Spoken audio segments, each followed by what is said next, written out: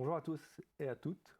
Merci de nous avoir rejoints pour cette 4e séance du séminaire Histoire de jeux vidéo en Belgique, organisé par le Liège Game Lab à l'Université de Liège. Aujourd'hui, on a l'immense chance de recevoir Christophe Hermans, qui est le fondateur de Vigo Creative. Christophe, bonjour. Bonjour. Merci d'avoir accepté de te joindre à nous pour cet exercice toujours un peu rigolo mais périlleux de retour sur une trajectoire. Donc, on peut dire que tu as une triple casquette, un triple rayon d'action. Tu es développeur, tu es artiste et tu es aussi businessman. Voilà. C'est en tout cas comme ça qu'on a décidé de tenter de résumer ton activité. Je vais déjà te poser la première question concernant la naissance de ces différentes activités. On a évoqué très très tôt tes premiers jeux développés via des listings que tu recopiais dans des magazines de jeux vidéo. Et puis par la suite, ça s'est développé aussi en secondaire. Est-ce que tu peux raconter un petit Premier peu business, en oui, fait, par exemple, le côté businessman. Oui, par exemple. Ah oui, donc effectivement, le côté programmation, j'ai commencé très petit, donc avec Amstrad, avec le fameux crocodile, là, où là, j'avais la chance d'obtenir un ordinateur et je recopiais les jeux et j'ai pu modifier les jeux. Et donc, je me suis toujours intéressé à l'industrie du jeu vidéo et à l'informatique. Et puis, en humanité, donc ici à Liège, c'est là où j'ai fait ma première levée de fonds. Donc, première levée de fonds en étant étudiant. On voulait copier les CD. Et malheureusement, ça coûtait très cher à l'époque. Et donc, j'étais allé trouver différents élèves qui avaient accepté d'investir leur argent de poche dans une espèce de coopérative pour qu'on achète le matériel pour dupliquer les CD. Et en échange, ils avaient des parts sur les ventes des CD qui étaient vendus. Okay. Et donc, c'était, on peut vraiment dire, le premier business en 3e secondaire où vraiment, là, j'avais commencé à structurer. Évidemment, c'était complètement illégal. Alors, au début, non, parce que c'était tellement neuf, puisqu'on avait la première génération que c'était... les gens ne se rendaient pas compte et on ne se rendait pas compte de ce qu'on faisait parce que c'était totalement neuf. Donc, et puis, il y a quand même eu des profs qui vous sont tombés dessus. Effectivement, ça marchait tellement bien qu'à un moment donné, quand tu es dans une école et qu'on te voit en train dans ta cassette de compter des billets et de distribuer des billets et distribuer des trucs aux gens, ça passe. C'est moyen. C'est moyen, quoi. Et à un moment donné, on se dit, t'es convoqué. J'ai été convoqué chez le directeur, quoi, auquel j'ai expliqué ce que je faisais. Et puis je leur ai expliqué, vous savez, les encyclopédies Encarta, c'est très bien pour les profs. Si vous voulez, je peux vous en vendre. Et donc j'ai commencé à en vendre aux profs aussi en même temps. Corruption fonctionnaire. Mais là, de nouveau, les profs, c'était la première fois aussi, donc il n'y avait pas encore de législation de ce côté-là. Et vu que j'avais joué carte blanche, ils savaient que je faisais rien de mal, puisqu'il n'y avait rien d'illégal à l'époque. Donc c'est passé crème et j'ai commencé à développer le business en plus au niveau des profs que des étudiants. Ok, bon, merci pour cette première prise de contact. Ensuite, tu as enchaîné avec des études à Seraing, informatique. Et puis, j'aime bien la façon dont ces études se sont terminées. Est-ce que tu peux expliquer un petit peu ta dernière année ? Effectivement, à 18 ans, on a compris que c'était plus très légal, donc on a tous arrêté le mécanisme. C'est bien de le préciser. Voilà, tu vois, on a arrêté complètement, parce que là, il y a une législation, et je suis parti à Seraing faire mes 3 ans. Et au bout de 3 ans, je suis parti en Erasmus à Paris. Oui. Où là, je remercie encore les profs de m'avoir trouvé un Erasmus parce qu'ils avaient bien compris que moi, il me fallait un endroit où on me laissait tranquille et pour pouvoir aller travailler sur ce que je voulais. Et donc, je suis allé en Erasmus développer mon moteur 3D de jeux vidéo à l'Université de Paris 13. Oui. Et j'ai fait mon TFE pour l'université en 2 semaines, c'était plié. Et donc, j'ai eu 4 mois pour pouvoir travailler tout seul tranquillement. Sur ton moteur. Sur mon moteur. Et j'avais choisi comme ville Paris. Comme ça, en même temps, je pouvais faire du tourisme, travailler et faire mon moteur 3D. Une belle fin de premier cycle d'études. Oui. Ce moteur, tu vas l'utiliser directement. Comment ça se passe ? Alors, en même temps que les études, j'ai quand même travaillé en parallèle, donc sur le côté commercial avec Microsoft HP.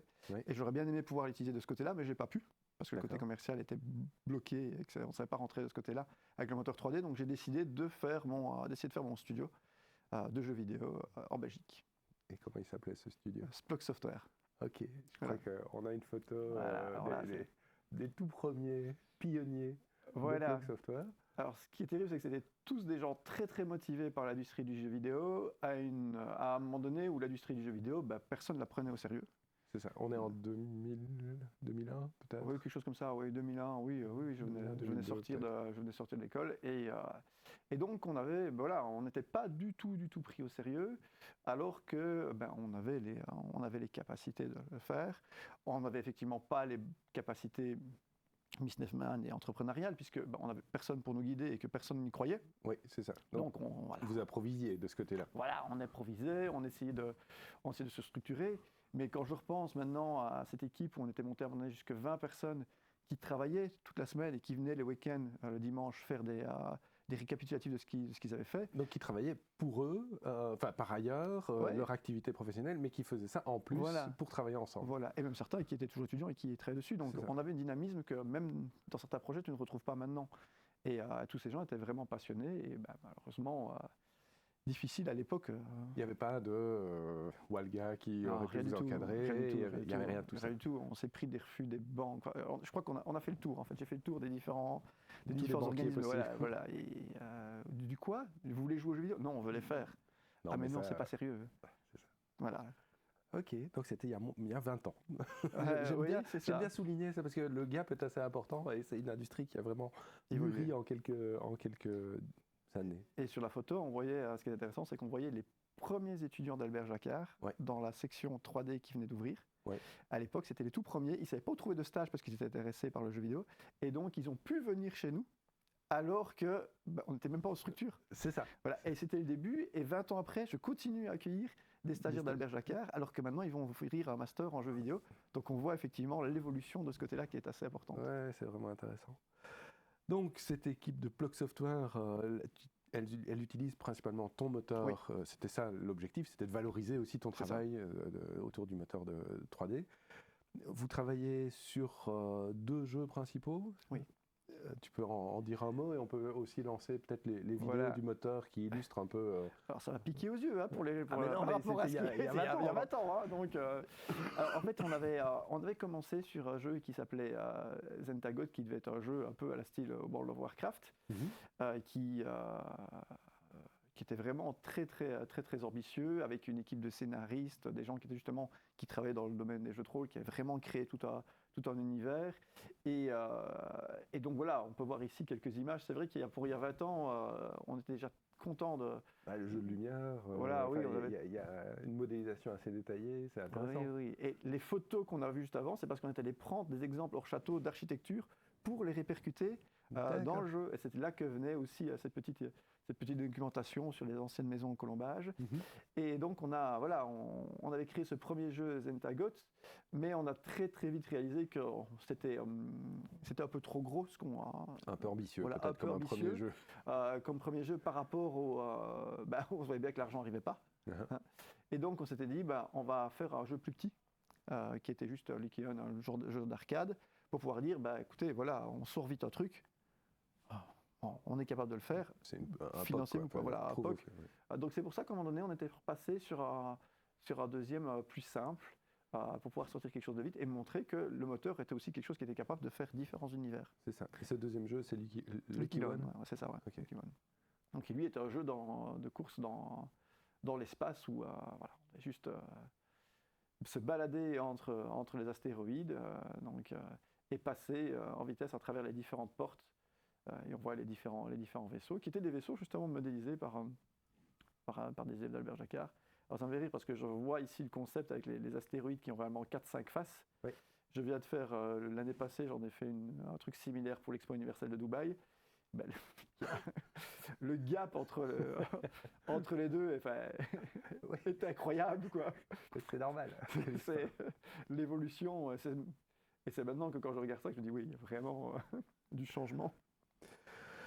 Ok, donc ça c'est Plug Software qui ne décolle pas en tant que structure, mais qui te permet d'acquérir des compétences et une expertise, je vais dire, assez importante.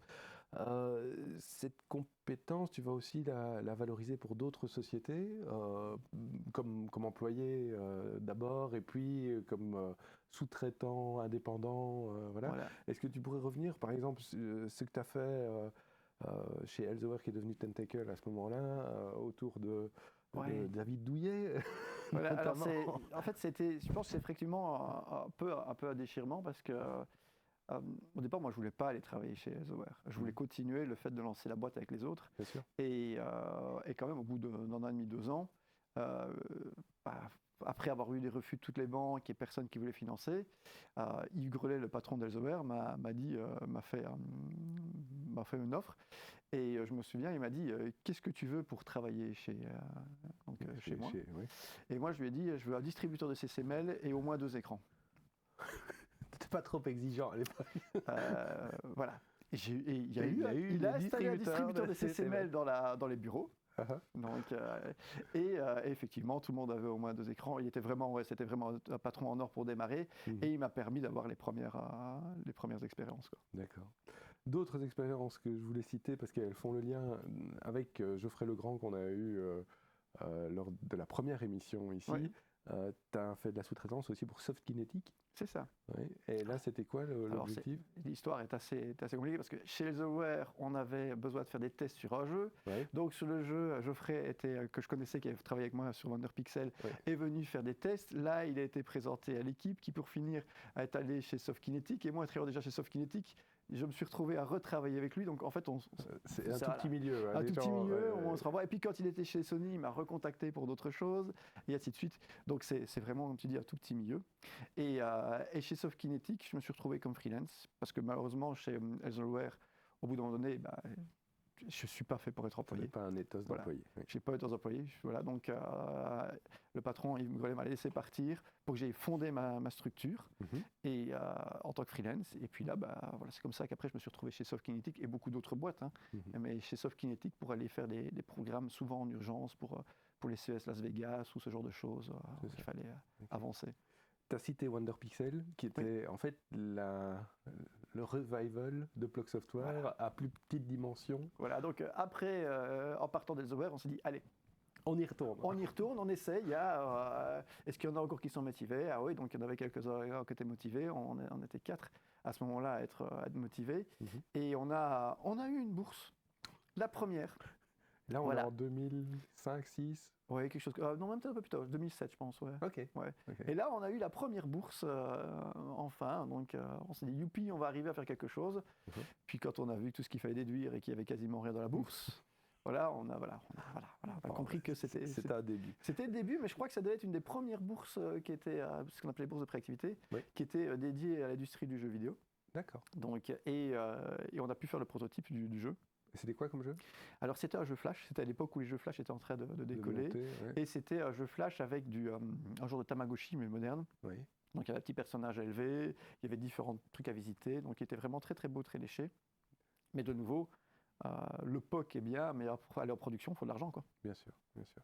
Vous avez essayé aussi d'autres jeux Flash, un Sudoku, je me souviens. Oui. Donc là, on a sorti vraiment le jeu Sudoku de A à Z. Donc lui, il existait. Il existe, et je pense même que la page web doit encore être accessible, mais vu que le Flash ne marche plus, ce n'est pas un ordinateur compatible avec Flash, ça ne fonctionne plus. Et là, donc, on a fait ce jeu de Sudoku qui était en partenariat avec les sociétés de magazines. Et donc, c'était un Sudoku assez particulier avec des règles comme une lampe de poche, donc tu ne voyais qu'un seul endroit, les grilles qui s'inversaient tous les X temps, donc voilà, il y avait des trucs assez amusants, des petits twists. Et ça a moyennement marché, mais ça n'a pas rapporté. C'est pas avec ça que vous avez pu vivre. Mais par contre, ça nous a appris beaucoup d'expérience. C'est ça. Et sur le Flash, tu parles du moment vraiment important du décollage du jeu Flash, tu as pu aussi travailler en sous-traitance pour, comment s'appelle cette boîte à Bordeaux, SCS Oui, SCS Game, oui, où j'ai travaillé là pour Monzo. Voilà, Monzo. Et on va recevoir Isabelle Guadadin dans un mois. Voilà, qui était sur la photo, voilà. Oui, on se sortait la photo, voilà. Donc, Virtual Game, début, c'était Virtual Game SC. Voilà, et Kenny Dozo aussi qui avait travaillé là-dessus. Voilà. Donc on était plusieurs à travailler là-dessus. Et puis aussi pour Virtual Game SC, il y a eu toute une série d'autres petits jeux Flash qui sont sortis à ce moment-là, sur lesquels on a travaillé. Donc un petit monde. On va juste évoquer quelque chose qui me tient à cœur. Moi, c'est les premiers réseaux sociaux autour du gaming et qui mobilisent aussi du gaming. Il y a le jeu de rôle Parano qui a pu servir de première base pour un réseau social, je veux dire, où on joue un rôle et où on assume le fait que c'est un personnage qui nous représente. Tu peux peut-être préciser ton rôle progressif et puis ceux que tu as pu lancer aussi à ce moment-là. Parano, voilà, j'ai découvert Parano, c'était vraiment quelque chose qui était très fermé, puisque la personne avait donc invité les gens. J'ai toujours mon ID 891, donc j'étais vraiment dans les 1000 premiers à débarquer quand on voit après les centaines de milliers de personnes qu'il y a eu. Ouais. Et donc j'ai commencé tout de suite à m'intéresser à ce côté-là, la gestion de groupe et comment ça fonctionnait, le côté jeu de rôle aussi derrière.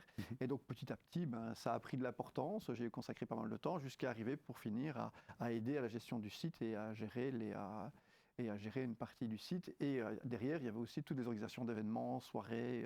Donc c'était aussi le côté, le côté social. Le côté social et puis le côté business aussi. Oui. Parce qu'en faisant des soirées, je ramenais de l'argent pour le site, pour payer les serveurs, et ce genre de choses. Donc de nouveau, il y avait le côté encore business derrière, avec l'informatique qui m'intéressait bien.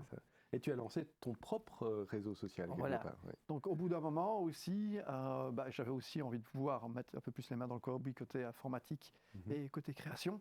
Et donc là, j'ai décidé de créer un moteur de réseau social, donc, où j'ai créé Utopiapolis, et qui était donc pour apprendre. En fait, je me suis dit, ce serait bien d'apprendre le PHP MySQL, parce que je n'avais pas vu ça à l'école. Et donc, j'ai créé un réseau social pour gérer plusieurs... Pour apprendre le PHP MySQL, je vais créer un réseau social. Et donc voilà, et c'est comme ça. Et donc, j'ai créé, ça a fonctionné. Et, j'ai fait l'expérience pendant 7 ans, puis je suis passé à autre chose. Ok. Et ce réseau, c'était aussi un réseau avec une dimension ludique.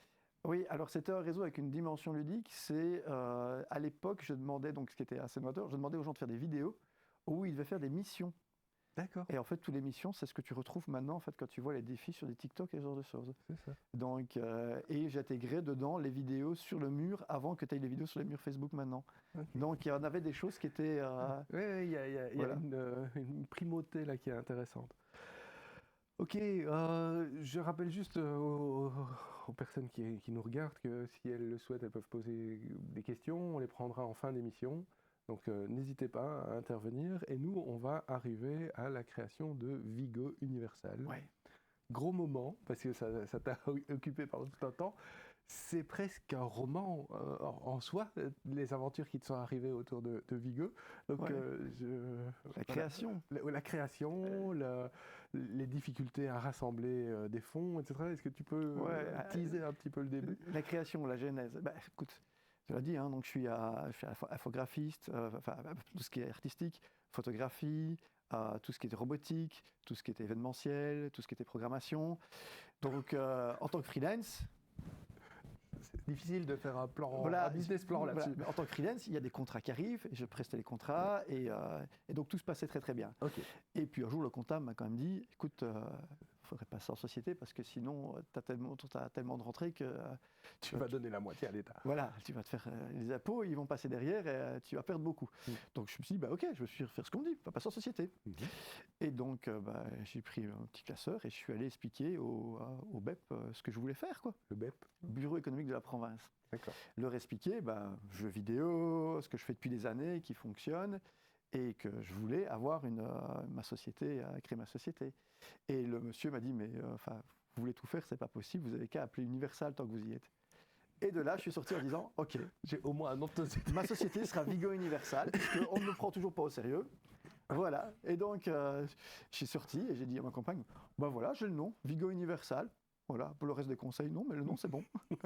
Et donc, je suis parti créer ma société Vigo Universal, où je me suis quand même fait défoncer par les impôts, la comptable avait raison. Voilà, donc ça, il y a... Comme quoi, il y a quand même quelques conseils qui étaient bons, mais pas les plus optimistes. Voilà, et du coup, j'ai créé la boîte, et tout de suite, avec les contrats que j'avais dans différentes activités, dans la boîte, j'ai pu financer l'artistique, financer des salaires, tout ça avec les contrats que moi, je rapportais juste. Et donc, j'ai payé des salaires d'autres personnes. À partir de ton activité À partir de mon activité personnelle. Activité personnelle. Ok. Et donc, cette société Vigo, elle a une dimension informatique, développement, création, une dimension artistique. Et c'est sur ça que je voudrais insister d'abord. Cette dimension artistique, elle concerne quoi ? C'est des festivités ? Alors, il y avait 2 parties dans l'artistique, Oui, même vas-y. 3. Il y avait la partie organisation d'événements. Oui. Et il y avait la partie artistique, tout ce qui était reconstitution historique et spectacle de feu. Ok. Voilà, qui était dedans à cette époque-là. On peut peut-être montrer quelques images de... Ah oui, voilà. Voilà. Ça, c'était il y a 2 semaines, hein, c'est pas il y a 20 ans, c'était il y a 2 semaines à Falais, justement. Donc ça, c'est quelque chose qui t'a accompagné toute ta carrière. Oui, depuis Cette dimension. depuis l'âge de 15 ans, je fais de l'escrime médiéval. Et depuis maintenant 20 ans, donc je suis professeur d'art martial, donc je donne cours d'escrime. Et donc on a une des compagnies, les Dragons d'Argent, qui est une des plus grandes compagnies d'Europe en escrime médiéval. Et on a des gens qui nous rejoignent d'un petit peu partout.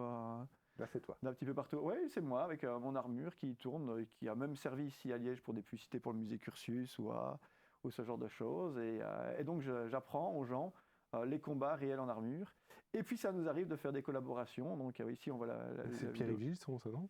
Avant c'était le chanteur Apache qu'on vient de voir en fait. Ok, oui. Donc il nous arrive de faire des collaborations. Donc là c'est une vidéo, je pense, qui va se lancer. Donc voilà.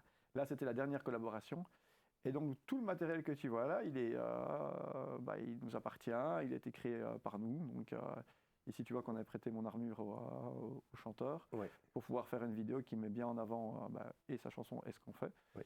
Et voilà, donc c'est une véritable passion qui m'occupe depuis 15 ans.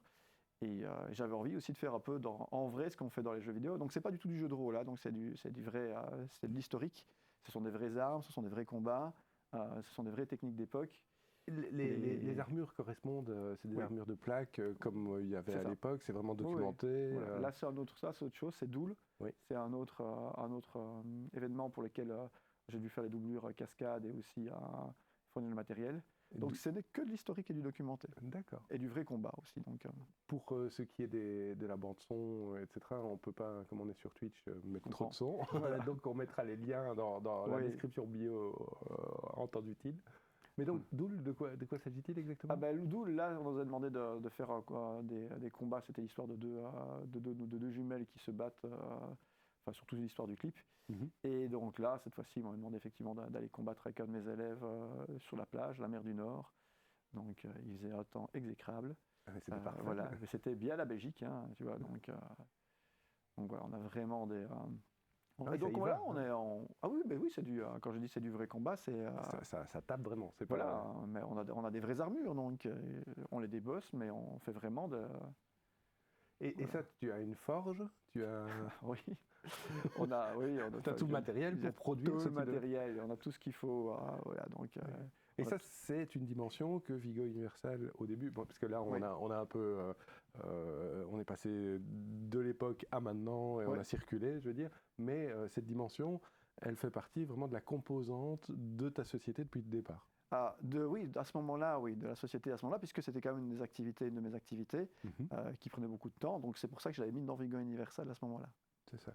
Et comment est-ce que tu articulais, même personnellement, le rapport entre le développeur et ses activités artistiques médiévales? Parce que sur d'autres activités artistiques, je comprends, mais spécifiquement sur le médiéval, est-ce qu'il y a un lien? Est-ce que c'est juste ton goût personnel? C'était juste que je faisais des activités, que ça rentrait, et que j'avais professionnalisé mes passions, et que donc... Il n'y avait pas de raison d'en exclure une. Pourquoi par pas rapport le faire? aux autres. Oui, c'est ça. Okay. Quand on peut faire, pourquoi pas faire? Ouais, t'as raison. Voilà, donc... Parmi les autres activités, il y a aussi... les oriflammes. Oui. Je vois le logo arriver là, oui. Donc, et ben là, c'est pareil. Effectivement, sans le son, ça va donner beaucoup moins bien. Mais là, ce sont les spectacles pyrotechniques. Donc, il faut savoir que pareil, hein, depuis mes 15 ans, je travaille sur des effets pyrotechniques. Et donc, sur des spectacles de feu. Comme tu peux voir ici, là, c'est un spectacle à Belleward, un parc d'attractions. Et donc, on crée des spectacles pyrotechniques et on se déplace un petit peu partout, comme pour le médiéval, un petit peu partout en Europe. Et de nouveau, ici, voilà, le côté technologique, c'est qu'il y a des pièces qui ont été imprimées en 3D, faites à découpeuse laser. Tous les canons sont dirigés par informatique, donc des logiciels qu'on a créés. Et voilà. Et en fait, le point commun, comme tu peux remarquer, c'est que ce soit pour les dragons, que ce soit pour les oriflammes ou pour Au début avec Pluck, c'est qu'il y a toujours trouvé des gens qui ont envie de faire des trucs qui sortent du commun. Qui sont passionnés et qui ont envie vraiment de s'amuser dans la vie. Et ça, voilà, donc je les remercie tous d'accepter de suivre tes goûts et tes envies. des délires. Hein, certains diraient délires. Voilà, je préfère que ce soit toi qui l'amène. Voilà, quand tu dis on va faire un spectacle avec un mur de feu de 30 mètres de haut sur 60 de long, et qu'il faut des gens qui disent ah oui, on va le faire. C'est une bonne idée. C'est une bonne idée. Je valide. Je valide, et qui se disent ah ouais, génial, on va y travailler pour y arriver. Et voilà, et on arrive, et quand tu vois tout ce décor là-bas qui a été créé, c'est tous des gens qui ont accepté de travailler ça. Parce que l'artistique, on sait bien, l'artistique en Belgique ne rapporte pas, c'est vraiment par la passion et pour s'amuser. Et donc ça, c'est presque ton violon dingue. Enfin, je veux dire, c'est pas le corps du métier qui te permet de vivre. Non.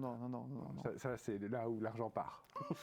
Oui, il est là où l'argent part. Maintenant, il faut reconnaître aussi que, vu la qualité de ce qui était produit, de ce qui est produit qu'on a pu amener avec les troupes, elles sont en autosuffisance. D'accord. Okay. Donc, parce que voilà, il y a des demandes, on doit même refuser des fois des demandes, parce que de toute façon, tous les gens ont un travail aussi dans la vie, on ne fait pas ça de manière professionnelle. Ouais.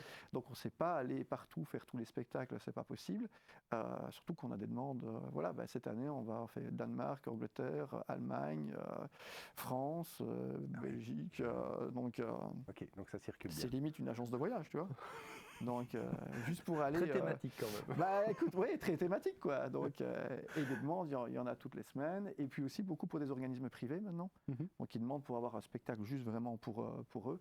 Où là, on peut vraiment venir monter une scène comme ça. Mais cette partie-là, elle a été splittée à un moment donné. On va y revenir, ça. Mais d'abord, tu as mentionné le fait qu'il y avait une activité autour de l'impression 3D. Oui. Qui pouvait être au service parfois de ce type de spectacle. Est-ce que tu peux parler justement de cette volonté d'avoir développé l'impression 3D comme outil au service de tes différentes passions? Alors, c'est simple. Je veux pouvoir faire tout ce que j'ai envie sans avoir de frein. Donc, en gros, en informatique, en programmation logicielle, je n'ai pas de limite, je fais ce que je veux. Pyrotechnie, pareil, et ce genre de choses pareilles. Mais il manquait encore quelque chose. C'était pouvoir matérialiser dans le monde réel des choses que j'avais imaginées. Donc, dès que les premières imprimantes 3D sont arrivées, qu'est-ce que j'ai fait? Tu as acheté une imprimante. J'ai acheté une imprimante 3D. Alors, la première imprimante 3D que j'ai achetée, c'était vraiment les premiers prototypes. Ça marchait à moitié. Je me souviens avoir acheté ça sur un mec qui l'avait apporté sur le parking des Aventem, dans un coin où il a ouvert son coffre. Il m'a donné 2 boîtes. Il m'a dit « Est-ce que tu sais ce que tu achètes? Ça ne marche pas. » Je dis « Oui, t'inquiète, je vais la faire marcher. » Donc, ça faisait vraiment encore un truc très très louche.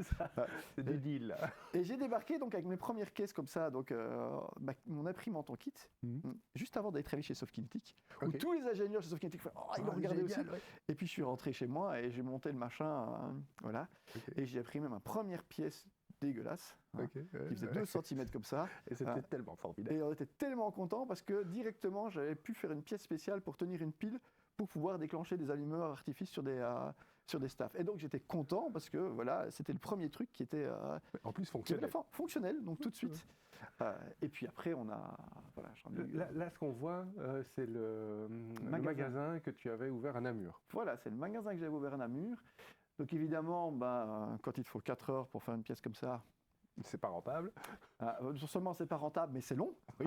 Donc du coup, tu dis allez, on va en acheter 1, 2, 3, 4 pièces, imprimantes. Et puis j'ai commencé à commercer ça. Et donc un de mes premiers clients était CapScience. Donc c'est un organisme qui fait des stages pour enfants éducatifs avec des ateliers scientifiques. Et le premier truc qu'ils nous ont demandé, c'est une mâchoire pour que les enfants apprennent la différence entre les différents types de dents. Ok. Et donc on a imprimé toutes des petites dents à la série comme ça. Et c'était vraiment le premier gros client commercial qui nous a vraiment fait passer on fait du gadget pour la maison, on le vend à quelqu'un. Donc là, on est dans les réalisations très artistiques. Oui, qui mêlent artistique et impression 3D. Tu as eu différents clients. Là, c'est la ville de Namur qui a matérialisé finalement les clés de la ville, si je comprends bien. Oui, alors il y a l'aspect, tu as des boîtes qui font de l'impression 3D, qui sont très bien techniquement, mais qui ne sont pas artistiques. Nous, on vient souvent nous trouver pour du côté artistique en plus, l'imagination. Donc, par exemple, ici, il fallait quelque chose qui représente la ville de Namur, qui mette tout le monde à égalité. Et donc, j'ai l'idée de faire comme une table ronde, d'où le bois, avec toutes les clés des différents quartiers qui ont la même taille. Et sur chaque clé, il y a le symbole du quartier, réunis ensemble avec une clé qui est la grande clé de la ville, qui représente c'est très médiéval. Ben voilà, il fallait quelque chose aussi qui avait un côté justement historique et médiéval pour l'histoire l'histoire de la ville, puisque tous les quartiers sont des vieux quartiers médiévaux. Oui. Et donc voilà, on a fait ceci. Et surtout le courtour, en fait, tu as en relief un panorama de la ville avec les différentes choses. Tu vois le pont de Jambes. Donc en fait, il y a plein de symboles cachés là-dedans, de ce côté-là. Peut-être les autres réalisations, notamment autour de Stargate, de quoi s'agit-il exactement? Explique-moi voilà, ça. quand je te dis, voilà, j'aime bien faire des choses folles. Voilà, c'est le musée de Marimont avec qui on a travaillé pas mal, qui était un des premiers à nous faire confiance en ce qui était numérisation 3D, parce que si tu veux imprimer, il faut aussi numériser. Oui. Numérisation 3D, et qui nous a donné accès à ses collections pour numériser. Puis on a commencé à travailler ensemble dessus. Et un jour, une des personnes qui travaillait m'a dit, venu me trouver en disant, écoute, tu connais Stargate? Je dis oui, bah oui, je connais Stargate. Voilà, Stargate, Star Trek, voilà, je suis comme un bon grand fan. Il m'a dit on fait une exposition sur l'Égypte, la science-fiction, l'Égypte au comique, et j'aimerais bien une porte des étoiles. Et je dis tu veux une petite porte des étoiles pour ta boutique souvenir? Je veux une porte des étoiles. Voilà, il m'a dit non, je la veux en vrai. Je dis tu sais qu'elle fait 6 mètres? Et il m'a dit oui. Il me dit mais je sais pas qui pourrait faire ça. Je dis ok, ça va, je vais me débrouiller. Et donc elle est imprimée, comment ça fonctionne ça? Ouais, elle est imprimée. Elle est imprimée, fait à découpeuse laser, fait à la CNC. Ben, comment ça fonctionne? Simplement, tu regardes le film, tu dis je vais faire les plans d'ingénieur, tu fais les plans d'ingénieur de la porte, et puis après tu la fais en morceaux. Voilà. Ok. Voilà. Donc ça, c'est des petits morceaux agencés patiemment. Agencés patiemment, de nouveau avec une équipe formidable à l'époque qui, quand je leur ai dit on a un projet, et quand j'ai dit ce que c'était, ils m'ont fait des grands yeux en disant mais qu'est-ce que tu es allé chercher. Et donc on a créé cette porte magnifique qui m'a valu un peu peur, cette porte. Ah bon? Et oui, parce que je suis une des rares personnes, je pense, sur Terre à avoir dû signer un document comme quoi il était interdit de construire d'autres portes des étoiles. Tu m'as pas expliqué voilà, ça, donc simplement tu me parce que ça fonctionnait, cette porte était de très bonne qualité et que d'habitude la porte du film, c'était fait avec de la post-prod. Oui. Nous, notre porte, elle était en vrai. Ça a commencé à faire le tour du monde. Il y a eu des articles dans le monde entier sur ce qu'on avait fait. Okay. Et ils en ont entendu parler. La MGM a entendu parler et la MGM avait donné ses droits uniquement pour le musée et pas pour des droits commerciaux. Okay. Donc la MGM a demandé à ce que la porte soit détruite après l'exposition, alors qu'on voulait la laisser en tant qu'œuvre d'art sur place. Et moi, j'ai dû signer un document comme quoi je ne construirais plus de porte des étoiles. Parce que tu n'en avais pas le droit. Parce que je n'avais pas le droit de le faire commercialement, surtout pour ne pas réutiliser les plans de ce que j'avais fait. C'est ça, ok. Donc, voilà. C'est intéressant. Voilà, donc, à cause d'eux, on ne pourra donc pas traverser la porte des étoiles que tu as construite. Voilà. Donc c'est un peu particulier. Oui, c'est un peu particulier. Mais c'est intéressant parce que encore une fois, ça va dans différentes directions. Je voudrais revenir sur les collaborations avec la ville. Tu as bénéficié d'un trophée dernièrement. Maintenant, tu les produis pour eux. Ce trophée, le voilà. Comment s'appelle-t-il? Ça, c'est pas pour la ville. Ça, c'est pour les gazelles, ça. Oui. Pour la ville de Namur, j'ai reçu le Namurois de l'année. Oui. Voilà. En 2018. Ça, c'était les gazelles. Et ça, c'était en 2014. Ok, oui, c'est ça. Vas-y, voilà. Raconte ça. Alors, en 2014, effectivement, il y a un journaliste du Trends qui vient nous trouver pour interviewer, justement, et pour un concours gazelle que je ne connaissais pas. Donc, et ça s'est très, très bien passé. Moi, le journaliste, en fait, au départ, j'ai failli le remballer parce que je croyais qu'il voulait me vendre un numéro, de voler son magazine. Mais en fait, non, il venait vraiment pour savoir la start-up parce qu'il avait entendu parler d'une start-up un peu originale qui mêlait nouvelles technologies. Et finalement, on a gagné le prix de start-up Trends Gazelle, première entreprise de Belgique, ce qui a changé tout dans la boîte. C'est ça. Ça m'intéresse aussi que tu assistes sur cette dimension de switch, vraiment de représentation, de regard sur toi. Ok. Et pour le clin d'œil, pour continuer juste la première partie, c'est Gazelle, ce trophée qu'on voit là-bas à l'écran. C'est maintenant, quand ils m'ont remis une petite gazelle, ils m'ont remis un trophée en bois très mignon. Et là, je me suis dit, mais si vous voulez, on peut vous faire une belle gazelle en 3D qui représente la nouvelle technologie. Et ils ont accepté le partenariat. Et depuis 10 ans maintenant, on est un partenariat. Voilà, on imprime et on crée ces trophées. Alors, elles ont évolué parce que ce qui est marrant, c'est qu'il y a 10 ans, on leur remettait la première gazelle avec une espèce de plastique poudre. Et cette année, avec les nouvelles technologies, les nouvelles machines qu'on a, on leur remet une gazelle en carbone avec des cornes dorées à leur fin. Et donc on a vraiment ces il y trophées a qui ont suivi un l'évolution technologique avec l'évolution des sociétés, la société en même temps. Et oui, donc. Et donc, au moment où tu reçois ce trophée, tu montes sur scène pour l'accepter. Ouais. Donc moi, sur scène, bien entendu, vu que j'avais toujours eu les refus des banques et tout le bazar, puisque ça faisait des années que ce que je disais, c'était pas possible, j'arrive sur scène en montrant que le trend, quand le trend se dit, mais oui, les premières entreprises, c'est vrai, c'est ce qu'il fait, ça marche, ça fonctionne, tout est opérationnel. Et ben moi j'explique. J'explique voilà, que les banques... Les difficultés. Voilà, les difficultés. Et je cite, voilà, et telle banque m'a refusé ça, telle banque m'a refusé ça. Et mon but est juste de dire aux entrepreneurs, vous découragez pas, allez-y, il ne faut pas jeter l'éponge, c'est pas parce qu'ils disent non que vous ne pouvez pas faire le business. Et voilà, pour essayer. Et là, je vois des gens qui... en premier rang, et puis il y a un des autres présentateurs qui me dit, en fait, au premier rang, c'est les directeurs des banques. Ah. Et donc, quand tu descends de la scène, eh ben, il m'attendait. Et pas pour te taper. Non, voilà.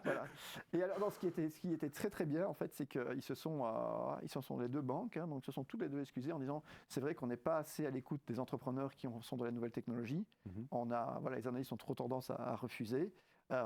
Les nouvelles technologies parce que c'est quelque chose de pas sûr. Si vous voulez, donc passer et on va s'arranger. Et effectivement, voilà. Et ça a permis de lancer vraiment les choses et de leur donner une dimension énorme. J'ai pu débarquer à la banque, donc il m'a donné le contact à la banque. Je suis allé à la banque et là je suis tombé devant une personne qui m'a dit combien vous voulez.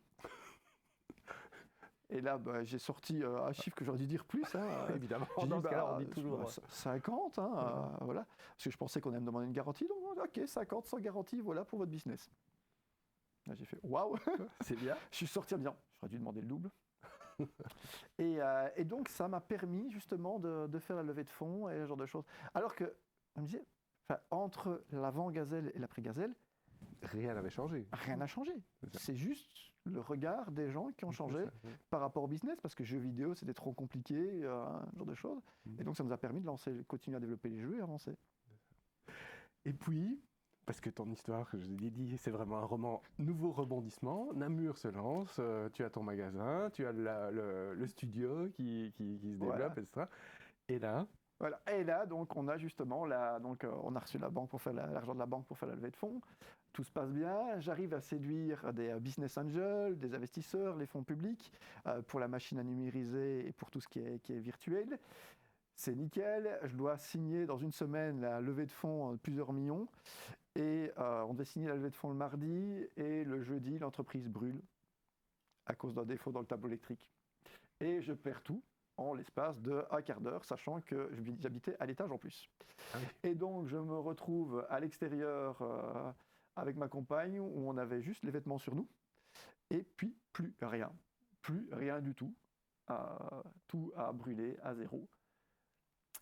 Donc là, il était, quand tu vois les pompiers, il devait être à peu près, le feu a démarré à 9h, il devait être à peu près 10h30 quand l'incendie était terminé.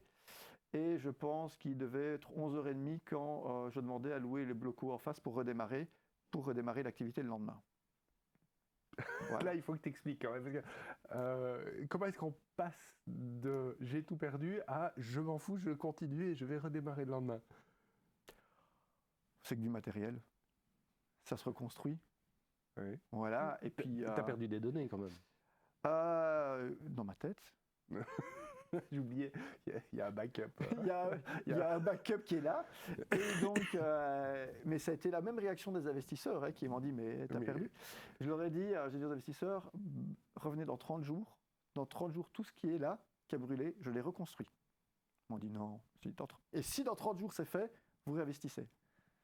En 30 jours, c'était reconstruit. J'ai téléphoné de nouveau. Il y a plein de gens qui nous ont aidés, notamment aussi des gens de la troupe artistique que je remercie encore à ce moment-là qui ont aidé. On a pris le bâtiment en face, on a repeint, on a tout reconstruit. J'ai téléphoné à tous les fournisseurs, j'ai dit écoutez, il me faut des machines en prêt pendant 1 mois. Tous les fournisseurs ont marché, ils m'ont l'ancienne photogalerie ici m'a donné des appareils photo, tout ce qu'il faut. On a reconstruit la machine. 1 mois après, les investisseurs venaient et tout était reconstruit en face. Oui, parce que c'était une machine qui était un réel prototype. C'est ça. Tu peux la décrire un petit peu? Alors, c'est une machine qui avait la capacité de numériser les gens donc prendre un objet ou une personne et la numériser en 3D. Donc ça devait servir aussi bien pour le jeu vidéo que pour d'autres secteurs d'activité. Et elle était composée d'une centaine d'appareils photo. Ouais. Qui étaient déclenchés et qui prenaient une photo qui avait un équivalent de 2 milliards de pixels. Okay. Quand tu additionnais tous les appareils photo. Voilà. Parce que c'est tous des bons appareils photo, des gros réflexes de chez Canon. Okay. Et puis après, on calculait et on obtenait le modèle 3D. Et ça n'existait pas à l'époque. Enfin, vous étiez deux sur le marché. Ça n'existait pas, mais ça a un rapport avec David Douillet, qu'on a vu tout à l'heure. Okay. Parce que David Douillet est une personne qu'on a scanné pour le premier jeu que j'ai fait en 2006. Okay. Et à l'époque, ça avait été fait avec un seul appareil photo. Et il avait fallu une journée complète pour le scanner et un mois pour calculer. Et tandis qu'avec la machine que j'avais construite, on scannait les gens, on pouvait scanner 90 personnes par heure et il fallait 20 minutes pour les calculer. Et donc, tu vois le gap technologique en 8 ans. En 8 ans, comment j'ai fait évoluer la technologie entre les deux. Ouais, c'est fascinant. Donc, et là, voilà, et donc cette machine est partie en fumée. Et on a Mais tu l'as reconstruite. J'en ai reconstruit une. Et puis, c'est le moment aussi où tu diriges tes activités vers la VR, notamment, avec les premiers contrats, notamment l'Eurospace Center. Voilà. Et donc là, tu multiplies encore une nouvelle technologie à ton arc, une nouvelle corde à ton arc. Donc il y a eu après l'incendie et la levée de fonds, il y a eu vraiment 2 scissions. Il y a eu la première scission où on a mis tout ce qui était artistique dans une ASBL. Voilà, c'est ce qu'on évoquait tout à l'heure. Voilà, parce que j'estimais que les investisseurs ne devaient pas toucher au côté artistique et qu'ils n'avaient pas à décider du côté artistique, mais uniquement du côté business. Oui. Donc les deux, les Pyrotechnie et Medieval, sont tournés vers une ASBL qui existe toujours, donc Héphaïstos. La boîte a fait sa levée de fonds pour pouvoir justement financer et la VR et surtout le body scan, donc la machine 3D. Et puis après, moi, j'ai recréé une autre société qui s'appelait Vigo Creative à l'époque, qui était ma société donc unipersonnelle de consultance, qui permettait de produire pour Vigo Universal. Et donc, je produisais le logiciel pour Vigo Universal. Et donc là, effectivement, la Vigo Universal a continué à se déployer et on a étudié et la VR et la numérisation 3D. Ok. Et à ce moment-là, la VR, c'est vraiment encore, on ne va pas dire balbutiant, parce que les premiers casques Oculus sont vendus sur le marché. Et c'est un des booms en termes d'accessibilité grand public. Mais toi, ce qui t'intéresse aussi, ce n'est pas que de développer en B2C, pour le client lambda, c'est de proposer encore des expériences. Et c'est quelque chose qui va continuer assez fort et qui sert pour moi de fil rouge dans cette partie de carrière-là. Oui, c'est ça. Donc, écoute, j'avais rencontré donc, le patron de l'Eurospace Center, Jean-Marcel Thomas, sur un salon. Et puis, voilà, il m'avait dit de venir à son centre. Et quand je suis venu à l'Eurospace Center, j'ai revu quelque chose que j'avais testé quand j'étais tout petit. La chaise, le Moonwalk. Et là, je lui ai dit, écoute, laisse-moi faire une expérience avec, on voit si ça marche. Et donc, il m'a donné carte blanche. Et donc, j'ai amené le premier casque VR. Et on a testé, et ça a marché, ça a décollé. Voilà, les gens faisaient la file, bref. Je me souviens avoir essayé moi-même cette expérience de la gravité réduite. Et ce qui est marrant, c'est que l'année passée, j'ai encore fourni la même expérience à l'Eurospace Center, mais qui a évolué avec les casques et avec le temps. Okay. Parce qu'ils remettent à jour, parce que c'est une expérience phare qui fonctionne très très bien. Et donc on a vu la qualité évoluer avec le temps, et les casques évoluent avec le temps aussi. Oui, j'avais essayé les premiers HTC Vive. Oui. J'avais été voir sur quoi ça tournait, etc. Ouais, et en fait, c'était des machines assez standards, quelque part à l'époque. Il n'y avait pas de gros supercalculateurs derrière, mais avec une bonne machine de jeu. Donc, voilà, c'est ça. Donc imagine la première Moonwalk. Donc la personne avec son casque, et derrière, tu avais un chariot avec un monsieur qui poussait, avec un ordinateur de jeu vidéo et une rallonge. Ah oui, d'accord, ok. Maintenant, cette année, c'est fini, ils ont juste un casque autonome, c'est tranquille, il n'y a plus de raccord, ça fonctionne tout seul. Donc de nouveau, tu vois l'évolution technologique. Intéressant. Très bien, et puis donc la VR, ça marche, ou en tout cas tu y crois, et ça doit constituer, à ton sens, un axe prioritaire de tes investissements. Pas tout de suite au début, parce qu'au début on était fort sur le body scan. D'accord. Okay. Donc qui malheureusement n'a pas marché pour retard avec l'incendie commercial et tout ça. Et donc à un moment donné, effectivement, quand j'ai repris la gestion complète de la boîte, là, j'ai dit il faut aller vers quelque chose qui fonctionne, la réalité virtuelle. Et donc on a relancé l'économie de la boîte où ça très bien marché.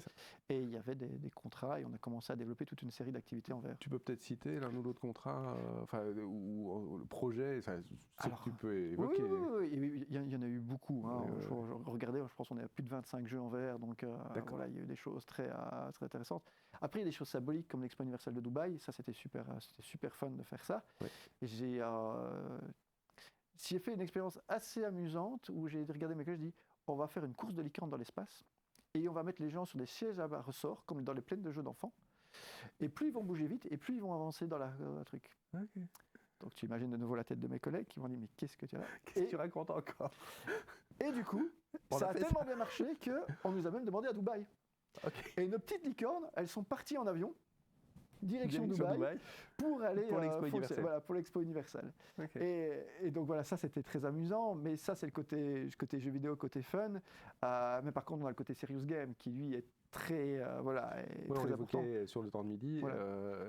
Ça me paraît un des débouchés vraiment cruciaux de la VR, c'est l'environnement maîtrisé qui te permet de reproduire un geste technique. En fait, nous, notre but c'est on a toutes les compétences du jeu vidéo, ce qui nous permet de les appliquer au serious game et de faire des serious games de très très bonne qualité. Et par exemple, on a fait un serious game qui était l'attentat dans les métros. Okay. Premier secours après métro. Là, c'est très lourd, c'est vraiment très... Où tu apprends en fait à ceux qui font une intervention d'urgence à trier les patients. Donc c'est vraiment une ambiance très lourde, mais là tu sens vraiment que c'est intéressant le serious game et qui prend tout son sens. Oui. On a un autre client avec qui on travaille depuis des années qui est ENGIE, la centrale nucléaire. Oui. Pas rentrer dans les détails, mais on comprend très vite qu'il est plus intéressant de faire des choses en réalité virtuelle que de les faire tester en vrai. Et donc on a des clients comme ça qui sont dans le serious game, dans une partie de la société, qui nous permettent vraiment de faire toute une série de développements, mais qui sont vraiment très très pointus. Et c'est là qu'on voit vraiment que beaucoup de sociétés peuvent avoir besoin du serious game. Peut-être venir sur le parc d'attractions personnel qui a failli exister ou qui a existé mais qui a subi aussi toutes sortes d'aléas. Hollow. Alors oui, ben voilà. Donc après le déboire avec l'incendie et le business qui n'a pas marché, vu qu'on faisait pas mal d'applications en VR et qu'on avait accès aux chiffres des différents partenaires à qui on fournissait des applications VR, on savait très bien que c'était un business qui pouvait pas ne pas marcher. Oui, c'est ça. Et donc là, j'ai refait une autre levée de fonds pour pouvoir créer le plus grand parc d'attractions VR d'Europe. Et donc on voit ici, on avait une salle de 800 mètres carrés de jeux, plus encore 1000 mètres carrés d'activités au pile. Donc c'était toute la technologie. Donc j'ai passé un an à créer tous les jeux, les programmes, tout ce qu'il faut. Voilà les fameuses licornes. Oui. Voilà.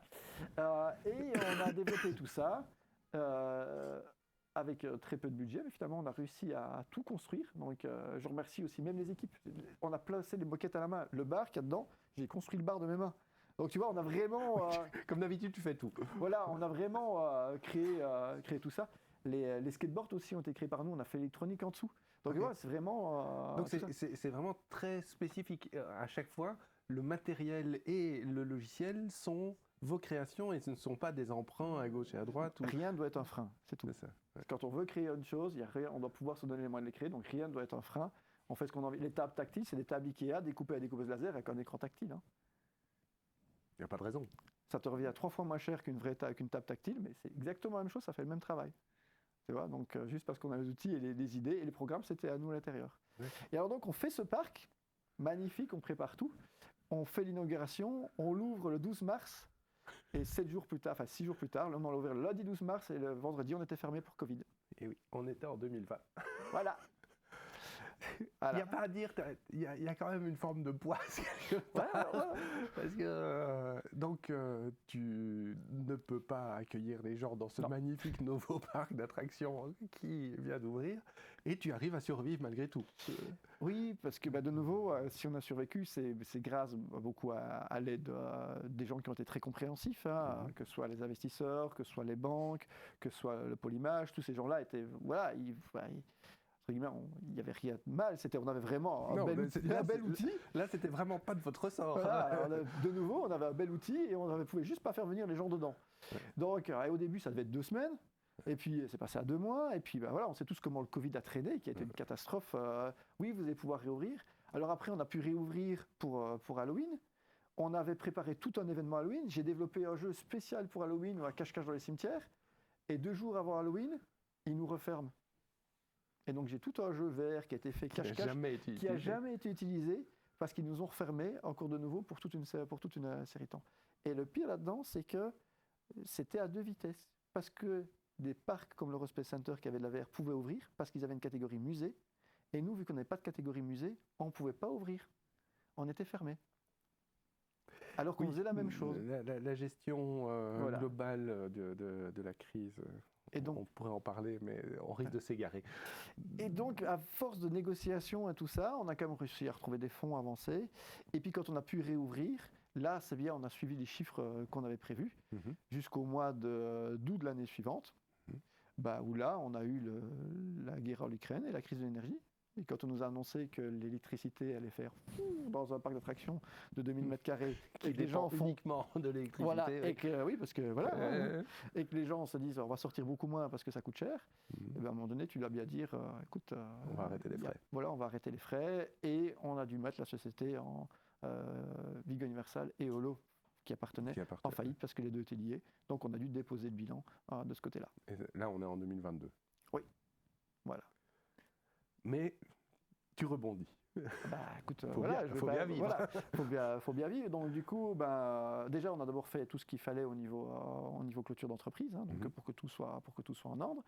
Et puis après, c'est pas parce que la boîte est fermée que tu n'es pas capable de continuer à travailler sur ce que tu sais faire. Ce que j'ai fait. Et donc j'ai redémarché des clients une fois que tout était en ordre et c'est reparti, ça a redémarré. Et tu crées Vigo. Non, c'est Vigo Créative que tu avais créé au moment de la spécialisation, je veux dire. De la boîte qui reprend ton activité principale. Et puis de toute façon, les logiciels et le code source appartenaient toujours à moi. Donc là, j'ai pu le réutiliser. Enfin, de toute façon, beaucoup de choses étaient aussi vieilles, donc j'ai pu réécrire. Donc j'ai toujours la capacité de programmeur de recréer des nouvelles choses.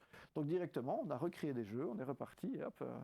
Et vous avez démarché de nouveaux clients et voilà. Serious Game et aussi parc d'attractions. Alors oui, alors les parcs d'attractions, on a démarché certains. Donc ils sont même plutôt eux venus nous trouver pour certaines choses. Et côté Serious Game, oui, donc là, on a pas mal... c'est ceux qu'on évoquait tout à l'heure. Voilà, ceux qu'on évoquait tout à l'heure. Et puis aussi la pression 3D qui continue à fonctionner très très bien, où là, on produit et on a justement, la nouvelle société Vigo Creative a racheté des nouvelles machines. Et donc là, on a toute une technologie qui avance très très bien, quoi. C'est ça.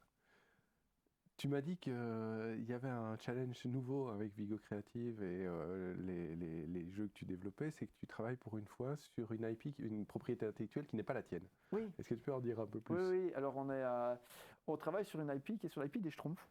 Okay. Donc on a présenté à la Gamescom l'année passée un premier proto. Donc on se retrouve, on a pu négocier avec IMPS le droit de faire un jeu des Schtroumpfs qui est un jeu VR. Un jeu VR, voilà. Qui ne sera pas disponible pour les casques de... Enfin, si, il fonctionnera sur des casques standards, mais pas à la vente sur Steam ou sur HTC. C'est ce qu'on appelle les LBE, pour les Location Based Entertainment. Okay. Donc, ce sont les parcs d'attractions qui ont de la VR. Ok. Est-ce qu'il sera disponible en Belgique Normalement, oui, il y a des parcs qui le verront. On voit les images là-bas. Donc, il y a des parcs qui auront ça en Belgique, oui. D'accord, ok. Et tu peux donner une date à peu près Non, parce que tout est sous validation et que là, quand on travaille avec une IP, on a certaines choses à voir avec eux. Donc tu n'as pas la main sur le calendrier finalement. Non, on a en partie. Donc c'est vraiment un partenariat, c'est vraiment une collaboration. Donc ça se passe très bien, mais ça ne suit pas le même processus qu'un système de développement de jeux vidéo classique. Et c'est peut-être ça qui est intéressant aussi pour toi dans rapport au travail en tant que... Là, pour une fois, tu n'as pas la main sur tout. Finalement. C'est ça, et c'est agréable de voir un peu un système différent et de voir comment c'est très très bien structuré. C'est une très grosse IP, donc ils ont vraiment réussi à tout structurer, tous les produits et tout ça, donc c'est vraiment très très intéressant de voir comment ça marche bien. Ok. Écoute Christophe, grand merci pour tout ça. On va regarder pour les questions. J'en vois deux. La première, avec autant d'activités complètement différentes au sein d'une même entreprise, comment tu fais pour avoir une vue d'ensemble, pour t'y retrouver, pour trouver un équilibre ? Parce que tu te lèves le matin, tu te dis « Ah, aujourd'hui, je vais plutôt privilégier la VR. Et demain, je vais faire un peu d'impression 3D. Ah, et le troisième jour, je vais faire un peu d'escrime médiévale. » Tu vois ? Je veux dire, comment tu séquences ta journée ? Alors ça a un nom, en fait, ça s'appelle multipotentialiste. Donc tu peux même regarder, j'ai même fait un TEDx là-dessus. Okay. Donc il y a un TEDx où j'en parle et où je fais une conférence là-dessus. déjà, je fais plusieurs choses à la fois. Oui. Donc, c'est pas un problème de gérer plusieurs choses et de travailler sur 2 ou 3 projets en parallèle sur 2 ou 3 écrans. Et puis après, c'est surtout le fait aussi de changer beaucoup de projets, d'avoir plusieurs choses. Tu n'es jamais fatigué par faire la même chose. Donc, s'il y a quelque chose qui bloque, je passe sur autre chose. Et puis, ça me permet de revenir un petit peu dessus. Et voilà. Et donc, comme ça, je suis jamais bloqué et je m'ennuie jamais. Donc moi, je travaille tous les jours Avec la banane. avec la banane. Je me lève avec le sourire. Je me lève, ça dépend des jours et des heures. Je me couche. Ça dépend des jours et des heures Ça aussi. dépend des jours et des heures hein, quand je me couche. Et je fais ça 7 jours sur 7, quoi. Donc, et j'ai pas de problème de ce côté-là. Et je m'amuse bien. Donc. Très bien. Et alors, est-ce qu'il y a une deuxième question qui prolonge un peu la première? Est-ce qu'il y aurait des activités que tu n'as pas encore essayées, que tu voudrais essayer dans le futur, qui t'attireraient? Oui, ce qui est spatial. Ah oui. Donc, mais bon, j'ai pas les moyens. Hein, donc, j'ai juste pu envoyer des fusées. Non, par contre, j'ai envoyé une statue de moi dans l'espace, imprimée en 3D.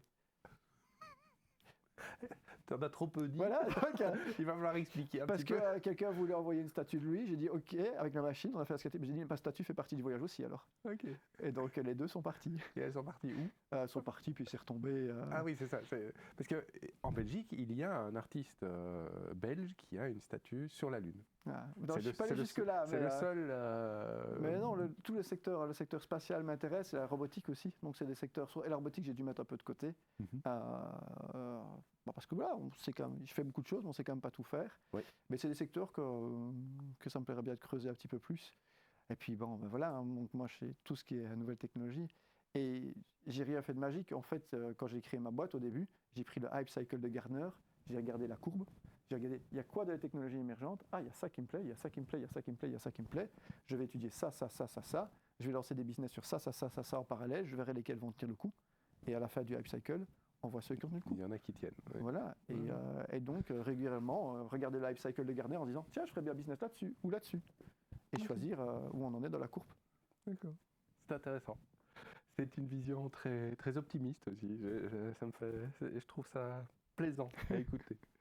Christophe, merci beaucoup. Merci à toi. C'était une discussion très riche. On aura, j'espère, l'occasion de la prolonger dans le futur, peut-être pour des collaborations. Je vais remercier toute une série de personnes pour la réalisation de cette émission. Donc Anissé et Alexis pour la production. Au niveau de la technique, Thomas, Yves, Clément, Chapnam, Anna-Maria, avec le soutien du Liège Game Lab, évidemment, de l'Université de Liège, du département Médias, Culture et Communication, et les sous du conseil sectoriel de la recherche de l'Université de Liège.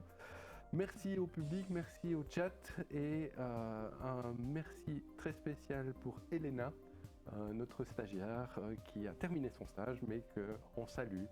La musique est de Pierre Martin. Bonne fin de journée à tout le monde et à la prochaine fois. Au revoir.